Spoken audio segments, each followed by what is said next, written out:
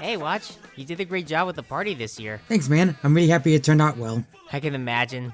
I know how much Christmas means to you. I mean, yeah, of course I do. And I want everyone to love it and have just as much fun as I do around this time. I love the holidays and the presents to every snowflake and which way that... what rhymes with snowflake? Oh, come on, I never get this right. She's fine. It's just around this time of year, she likes to write carols for everyone to sing. And holiday stress has been kinda giving her some serious writer's block. Aw, poor Rosie. I hope she gets it soon. Don't worry, she'll be fine. All she needs is to see some holiday cheer. Frigid, cover for me. Aha! Looks like it's my time to shine. I think I bent my Wookiee. Oh, goodness, brothers and princesses. Sorry, you caught us at a bad time. We're kind of doing a holiday party right now. But as you can see from Flutter Rose, it can still be a pretty stressful time. But not to worry, because I think I know how to fix this. Babe, wanna come with me and pick up some stuff and review something? Maybe seeing Ponyville covered in snow and seeing the movie might give you some inspiration. Oh, babe, don't work during the holidays. It's fine. Really, it's no trouble at all. Well, okay. What are you reviewing anyway? One of my favorite Christmas movies of all time and one of the best Christmas horror movies ever, Krampus. Krampus?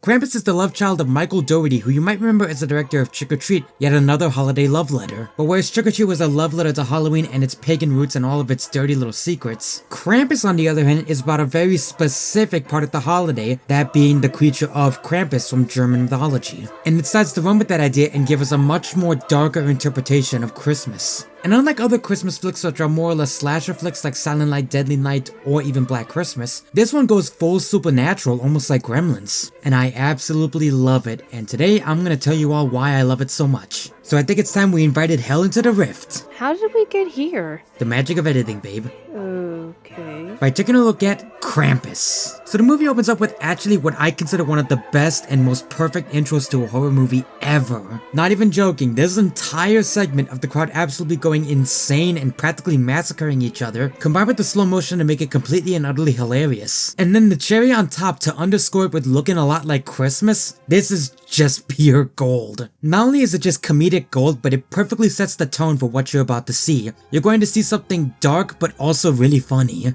But besides just being funny and thematically making sense by setting the tone for the rest of the movie, it's also just very funny commentary on Black Friday and Christmas deals. Okay, yes, I know the movie doesn't actually take place around Black Friday, it takes place around Christmas time, but I mean, come on, this is obviously poking fun at Black Friday. Do I need to show the worst of humanity and show all the crazy Black Friday deals? Yeah, I didn't think so. But okay, let's get into the movie proper. Our movie actually begins afterwards as we cut to the house with our family that we're gonna be seeing for this. Apparently getting back from the Christmas play we saw in the intro, and the kid kinda got his ass kicked. And we are already immediately seeing that the holiday spirit is not quite with this family. The daughter's more concerned with boning her boyfriend. The father's too stressed around working around Christmas time, and the mother, honestly the mother's just kind of a bitch. The only two family members that actually seem to care about Christmas are the grandmother and the kid, which is good because they're probably my two favorite characters in the whole movie. The grandmother especially because she actually reminds me of my grandmother. Right down to them both being German. And considering what we find out about her later, that's actually a nice touch to make her German. But as if the holiday spirit wasn't already kinda soul-crushing as it is, surprise, the sister comes to visit and he brings the entire extended family that nobody really likes. Now while as the intro perfectly sets up the tone for the rest of the movie, this not only shows the characters are not exactly the best of people, but it actually plants the seeds of endearment for their heel turn when we actually start to care about them later when Krampus attacks. Cause if you'll notice, they are all worrying about something we've all worried about around Christmas time. The daughter just wants to be with her boyfriend. I think a lot of us on the internet do have long distance relationships we wish we could have around the holiday time. Now granted, she can be seen as a little selfish considering her boyfriend is literally in the same town as her, so why is he complaining? It's not like you live in a completely separate state or country and you can't see each other, but you know what, she's a teenager. Teenagers are emotional and horny creatures, I can forgive that. The father is thinking about working through the holidays, and I think we've all had the stress of what if we have to work around the holidays time,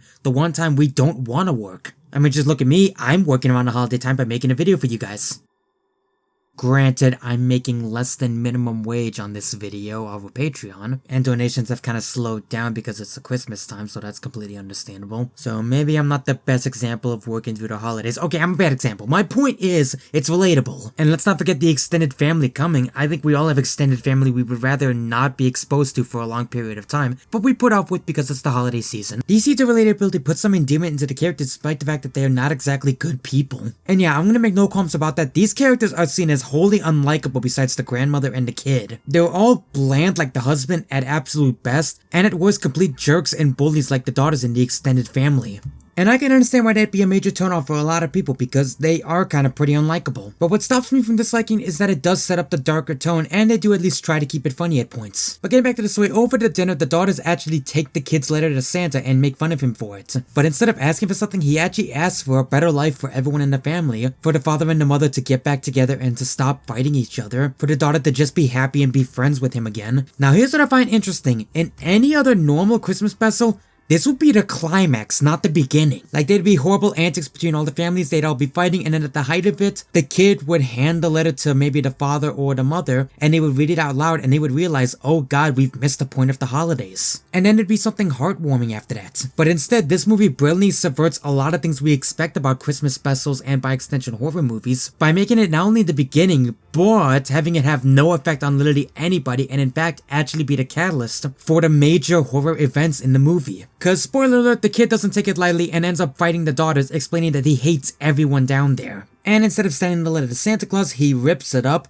and brings upon the eternal darkness. Oh yes, people, this is the point where the movie turns great and Krampus invades. At least that's the start of it. We don't actually see Krampus at first, it's very gradual. First it starts with a big old snowstorm. Considering I live in the more northern part of the United States, this storm is all too real. But whereas everyone is pretty content to stay in and try and stay warm while they still have heat and power, the girlfriend wants to try and brave it and see her boyfriend. And for the record, yes, he does try to call them, but nothing's going through. And admittedly, while the characters do act smart throughout most of the movie, this is one of the only dumb moments in my opinion. I give her the same reaction I give every time there's a rush at Panera. It is freezing cold and snowing. I think you have better places to be. That being said, C is a teen. Teens do make very stupid decisions. So as much as I do find it annoying, I can at least look over it a little bit. Especially with the next scene coming up. That's right, it's time for Krampus. It's time for the very first Krampus attack, and holy crap, it's probably the best one in the whole movie. For starters, Krampus is very much kept in shadow. You don't really get a good look at him besides his silhouette, and holy crap, he looks huge. Not to mention, it just looks so imposing and so menacing. The first time I saw it, I legitimately got chills. Then again, that could have also just been the theater cranking up the AC for literally no reason. Seriously, this came out in late November. Why was the AC on? I hope that was for the sake of ambience, cause if not, I'd rather not freeze my ass off. Okay, I got off topic. Point is, it looks awesome. And not only does it just look awesome, but it's suspenseful as all hell. Seeing this girl run for her life as Krampus chases her down, and then deploying that evil toy that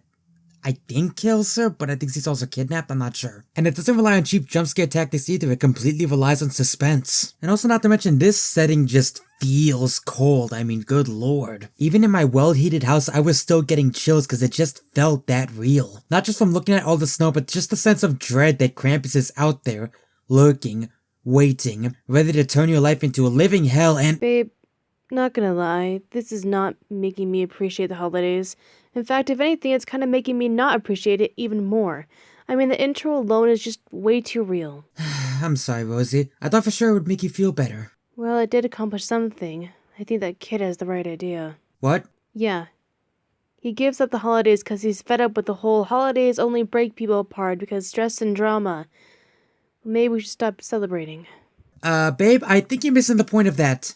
No, he's right. I'm not going to stop working on this song right now, and I'm not going to stop sending cards for Santa or wrap presents or whatnot. I'm going to treat this like a whole other day because, in fact, this is a special day for just tearing people apart. Babe? Because life would be much easier without having to worry about stupid Christmas stuff. Rosie? Because who cares of all the compromising and pushing who care anymore? Rosie! What?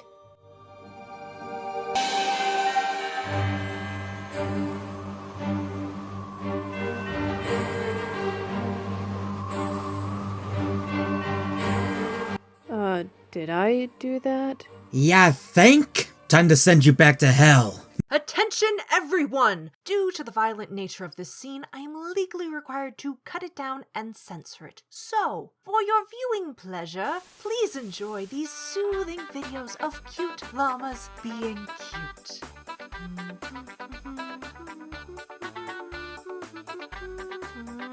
Aw, man! I wish you all could see this battle. It's amazing! There's so many cool effects and blasts. Oh! The Krampus just suplexed Watchful! This is truly outstanding battle technique! Wait, I've just got the signal that the battle is over. So let's just... Oh no! Haha! That was my bad. I, misread the signal. That's truly embarrassing. I knew an alpaca that did that once. Singed all his fur and looked like a very tall mole rat for an entire week. It was pretty funny, actually. This battle really should have been cut down. Even comic book movies give you breathing room. Hey! I wonder what the rift is doing!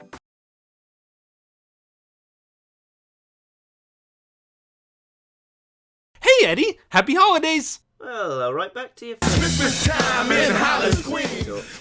Yeah, life has been pretty hectic this year. Don't I know it? But hey, it's the holiday season, the best time of the year. Let's go enjoy our time off. Always the optimist, Finn. Bridget, another round. Whatever you say, Sindri. Wanna know what it's like having organs on the outside? Sounds like fun. Wait, Watchful's off from work again? Is he sick? Did his alter ego come back? What was his name again? Thunderblight? Close enough. And no, last minute shopping is all. He'll be back in a minute. Hello! Hey, who ordered the holiday mega pack? Speak now before my cart breaks. That's actually no joke. Old Bessie may officially be done with delivery. Hey Jaspy, I didn't know you were catering the party. Psh, you kidding? I never miss a chance to cater a party. It flows in my veins like pizza sauce, flowing down a great river Nile made entirely of mozzarella, lightly buttered, with a hint of garlic and basil. Gross, but also seems the pizza pony is busy. First Will and Midnight Wedding, and now this. Tell me about it. And looks like I came just in time too. Snowstorm's a-comin'. Snowstorm? We're in friggin' space! How is it snowing?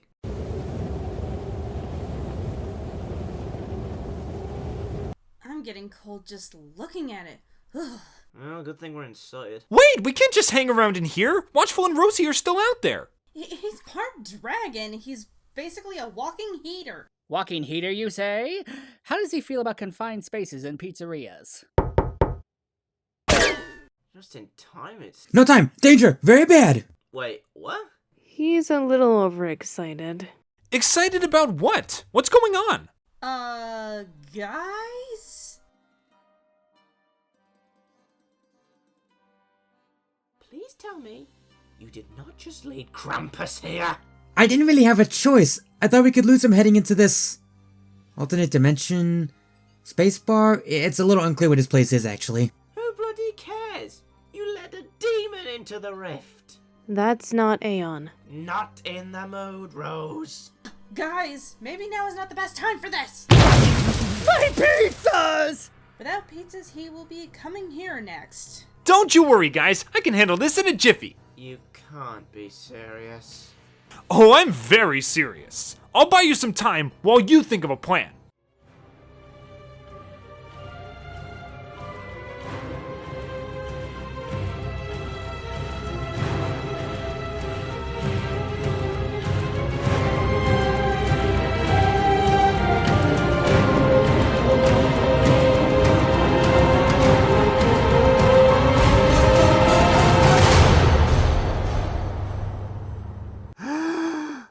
Dashing through the rift on a giant rainbow blob. Hey Krampus, let's be friends, and then eat some kebabs. Woo!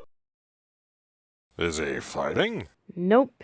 He's singing it too. He is too pure for this world! We do not deserve a Freney! Well, Red Bro, you led him here. Got any ideas? Well, I was reviewing the Krampus movie. Maybe there's a secret on how to beat him in it. It's worth a shot, actually. Alright then. Do what you do best and watch my bro. I'm on it. Anyway, we do cut frequently back to the family as Krampus slowly takes them out one by one. But what's ingenious is that between the Krampus attacks, we actually do get the characters actually developing. And this is what's ingenious. You start out not liking them, but then you actually start to sympathize with them as the movie goes on. It manages to do both perfectly. If you didn't think they were redeemed enough in the latter half, you won't feel bad about them getting kidnapped and ripped to shreds. But you could also sympathize with them and realize, hey, they're not so bad of people. And as such, you really want them to persevere through this. And personally, I do sympathize. I want them to get through this. I mean, yeah, they weren't exactly the most moral people in the beginning, but they're not horrible people. They're just human. That being said, I can still appreciate the attack scenes. And I suppose I should quickly talk about most of them, but before I do, there is one thing I want to bring up. There's actually a surprise twist that was hinted at early in the movie. Apparently the grandmother has met Krampus before, and we get a really awesome stop-motion style animated scene retelling the story. About how a town during World War II time pretty much lost all hope and turned on each other, and as such they lost the Christmas spirit and Krampus came to collect. But he left the little girl who grew up to be the grandmother alive, and left to rebel so that she could always remember and tell others what happens when you wrong the Christmas spirit. Yeah, it's haunting to say the least. Also, I just love the stop motion animation. Not only does it just look cool, but I'm pretty sure it's also an homage to those Rankin Bass stop motion films. I wanted to bring it up now because I wasn't really sure how to segue into it. Besides, let's get to the most fun and best part of the film, the attacks. For starters, he takes the fat kid. Oh, right, I didn't mention this kid. Honestly, he's probably the weakest character in the whole movie. He's just the mouth-breathing fat kid. Nothing more, nothing less. And he's the only character I feel absolutely no feeling as far as what happens to him. I will say, however, it is incredibly funny and creative. Krampus literally fishes for the fat kid by using a gingerbread man on a hook. Then the gingerbread man is alive after his head gets bitten off, and ties the fat kid up and he gets whisked away. Actually, it does show off the black comedy of this movie incredibly well. But as if that's not enough, they're also surrounded by killer snowmen. Yes, even the snow wants them dead. Then again, I live in Illinois, so what else is new? But as if that isn't enough, the next attack comes in the form of killer presents. Yes, you heard me right, killer presents. A deformed angel, a demonic teddy bear, a malfunctioning robot, and probably the most impressive animatronic in the entire movie, the Jack-in-the-Box. I mean, just holy crap, look at this thing. It is ginormous, and next to Krampus is probably the biggest practical effect in the whole movie. Not to mention, it is just horrifying. It eats the children alive and stores them inside of him. And the parents are pretty much helpless to stop this considering the other presents are kicking their butts. Going as far as to have the angel practically hang one of the women. But hell have no fury like a mother's scorn as the mother finally breaks free, destroys the presents, and tries to take out the Jack-in-the-Box. Unfortunately, while she's able to take out the other presents, she fails to get the Jack-in-the-Box in time as it escapes into the vents. And while that's going on, down in the kitchen, we have killer gingerbread men. And yeah, to be fair, they are kind of bad-looking CG, but at the same time, I don't really care. Not only are they funny and entertaining, but this is an effect I don't really know how they could do practically. At least not without having it be ungodly expensive. Also, points for having the doggo be the hero in this situation. Yeah, he just eats one of the cookies. I could make an indigestion joke here, but honestly, that's just funny. I don't see the point. And it doesn't stop there as the dog actually goes into the vents and goes after the Jack-in-the-Box to save the kids. Doggo is best hero. And to those sensitive about animal death, don't worry, the animal doesn't die in this movie. It does however cause the Jack-in-the-Box to fall through the floor. And then actually the maid from 2.5 Men gets a badass moment to use the shotgun to blast the toys. But it doesn't last as there's one last minion that Krampus has. That's right, Krampus has elves. Haha, damn, I love this movie. And they pretty much kidnap everyone that's still alive at this point, while the father and the two children make a break for it. But despite their best efforts, it looks like they're not making it out of here alive. And all that's left is the child that started this in the first place, that disregarded the Christmas cheer and summoned Krampus, as a reminder of what happens. The child actually thinks of the story that the grandmother told him and thinks he knows how to set things right. And so he hits the Krampus and oh my god, this set. First of all the little elves, and they have immaculate detail on their masks, as well as their costumes, just FYI. But Krampus even has a sleigh and it has its own reindeer, although they look more like yaks than reindeer.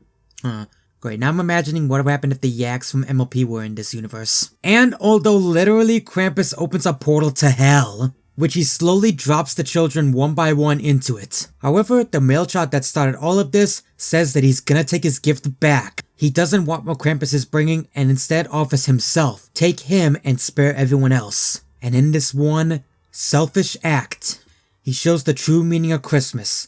And Krampus has no choice For he is defeated. I'm just messing with you. They all laugh at him. Yeah, not even joking. The whole part about Christmas cheer and spirit defeating Krampus doesn't actually happen. Krampus just laughs his ass off at him. So do the elves. Although thanks to the child saying all this, we do get a good look at Krampus, and holy crap, it looks pretty awesome. I love how the jaw is just permanently open like it's roaring. I love how it looks like a distorted Santa Claus with horns. And I do love how they keep some of the classic imagery associated with Krampus, like the hooves for feet. It may not be my favorite design, but I still really enjoy it. But in any case, Krampus decides to take the child and says, "You're coming with me." And then he drops him into hell. But in a surprise twist, he wakes up in his bed on Christmas Day. No Krampus, no horrible blizzard. Everything's back to normal. And everyone else seems to be much more happier. The twins are much nicer, the estranged family is much nicer. Even the husband and the wife are getting along and seem to be happy. And what I love is that throughout the whole movie, this has been hinted at time after time. Because in a way, whereas Krampus is basically Santa Claus's shadow, he's still similar to him in some ways. And when you think about it, Krampus kinda gave the child and by extension the family exactly what they wanted this year. The extended family is much nicer, the daughter's much nicer, the husband and the wife are finally happy together. And they show this very subtly by having very small moments. Like the husband and the wife looking out at a snowstorm and enjoying a tender moment. Or like when there's peppermint patties made and there's underage drinking. Yay, underage drinking. No, but seriously, it's funny and it is a tender moment. And despite Krampus terrifying, horrifying them, and practically killing them, in a way the child gets exactly what he wished for, a better Christmas. And now Christmas is perfect. Or is it? But first I do want to say this, if you've made it this far and haven't seen the movie, well first of all, what are you doing? Go watch it. But second of all, I'm about to reveal the ending of the movie and it is a huge spoiler. And I am gonna analyze it, so please, if you don't want to be spoiled on the ending, pause my video and go watch it. Though there's a good chance most of you haven't, so oh well. Anyway, it's revealed that the child got a bell from Krampus. Basically confirming that what happened wasn't just some huge nightmare, it actually happened. Then we get a slow zoom out revealing that they are in a snow globe microcosm of their house, along with hundreds of other snow globes of other houses. And they appear to be what I can only assume is Krampus's home before the camera gets jump scared by all the toys. Yeah, kind of a big bombshell, isn't it? This ending has been analyzed and seen and reviewed so much that everyone has a different opinion on what it means. Some say the family did make it, but now Krampus is keeping an eye on them. Some say they're now trapped in hell for all eternity. Some say that they're now forced to live Christmas over and over and over again, which, if you kinda hate Christmas commercialization, that could be a living hell. And as if that wasn't bad enough, there's an alternate ending where it implies that the child is just in hell and everyone else is alive. Yeah, it's pretty friggin' nuts. Now me personally, considering I actually do become endeared to these characters, I do hope they actually did make it out, and that they're just being watched. But obviously I know that's not the case, but honestly that shouldn't matter, because that's what a great ending should do. It should leave you questioning while being fulfilled. And I do feel fulfilled while at the same time still questioning what I just saw. And full disclosure, I'm aware that there's actually a comic that takes place either before or after this film that expands upon Krampus and the lore of this universe a lot more. And it supposedly does give more clues as to what actually happened, but I haven't actually read it, so I can't analyze it. But I want to hear what you guys think. What do you think actually happened? What does this ending mean? But anyways, we finally reached the end. Well, how do we stop him?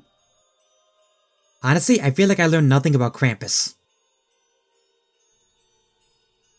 What? As much as I love this movie, it's not super accurate to the actual legend of Krampus. I mean, don't get me wrong, I can overlook and forgive that, but it doesn't change the fact that it's not accurate. Are you telling me this whole thing was a waste of time? I feel like a lot of ponies are just gonna get pissed, and they're not just me. Well, I wouldn't say it was completely pointless. I got to see one of my favorite holiday movies of all time. I'm not gonna make it a secret that I love this movie. It's one of my favorite Christmas horror movies of all time. Up there with the likes of Black Christmas and Silent Night, Deadly Night. And I dare say it's a lot like Gremlins. It's actually kind of a perfect gateway movie. I know people that aren't big horror fans but still love this movie because of the lore and the Christmas setting. This is why I love comparing this movie to Gremlins, because it's very similar. It's a dark comedy with some horror elements. But whereas I'm not sure if Gremlins would actually count as a horror movie, Krampus is pretty much undisputedly a horror movie. But no matter which they are both friggin' awesome, and I absolutely recommend them. Hey, that's great and all, but Krampus is still coming!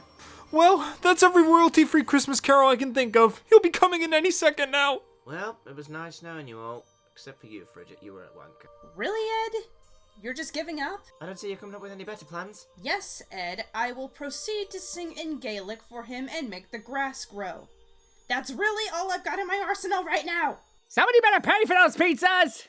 Seriously, I get, like, no tips anymore. Loud noises! Guys, it's the holidays. We need to stop arguing. Watchful's right. It's been a hard year for a lot of us, maybe some more than others, but this is the one time of year where we can leave the past behind us and put all of our problems on hold to enjoy life and the company of friends and family. And unpredictable destruction is when we need to be at our best, to show the true meaning of Christmas and the holidays. Wait. Finny, you're a genius. Thanks, Rosie.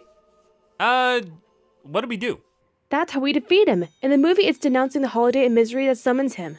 So if we show how much we love the holiday, we can drive him off. I shall start making cookies. No, I have a better idea. 'Cause I think I got the lyrics to my song.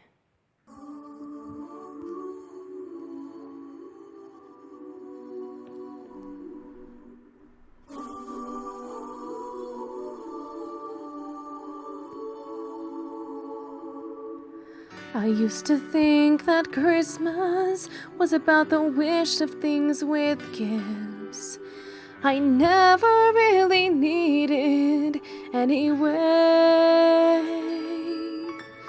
But as long as we're together, it's a holiday. It's not what you get, it's what you give. We got the spirit clear and loud.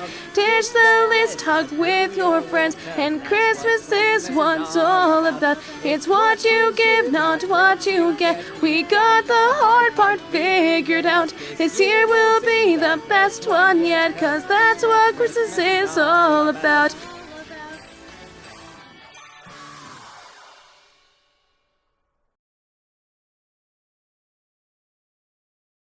Wow, that was great, you guys! Ty? Wait, you were Krampus? Krampus? No. I was just mad. Someone stole all of my cookies from my cookie jar, and I was out, so I was just very, very angry. I'm sorry if I scared you guys. It seems like you're back to normal anyway. And in a way, it did seem it did work. Wait, who stole your cookies? If you're assuming I stole the cookies case, I did eat all of mine. Would you be right? Well, I'm sure Watch will handle you. Indeed I will. After the party in the bed, that is. Here you go, Durr buddy. I saved a cookie pizza just in case. Aw, thank you so much! Hey, I remember why I was coming here. There's a party, right? And now that the hungry deer is calm, let's party. Indeed. But first I want to say something. Thank you, everyone, from the bottom of my heart. I know this was not an easy year, especially near the beginning of it. But I am so grateful for all of you for sticking with it and with me. And that goes for the audience as well. Christmas is my favorite holiday because it's the day goodwill and peace don't seem like such a pipe dream, where we pour out our hearts and spend time with the people we love, be them relatives or just friends being treated like family. And I love all of you.